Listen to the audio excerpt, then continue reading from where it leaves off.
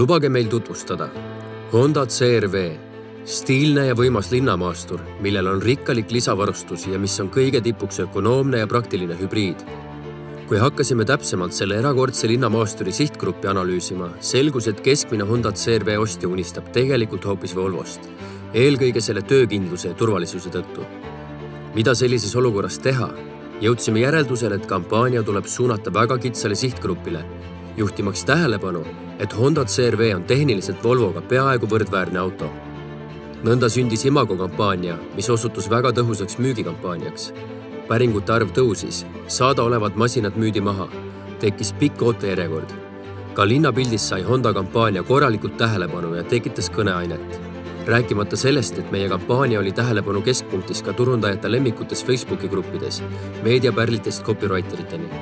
Mis seal salata, mõned edasimüüjad veidi pelgasid seda kampaaniat, sest kartsid Volvo tiimilt negatiivset tagasisidet. Mida Volvo sellest kõigest arvas? Volvo jäi väga rahule ja kiitis. Ega teisiti ei saakski, kui konkurent ütleb ausalt, et sina oled parim, aga ta on kohe su kannul. Nüüd jääb ainult loota, et Honda CR-V varud ladudes kiiresti täieneksid, et iga Volvo fänn leiaks endale oma Honda.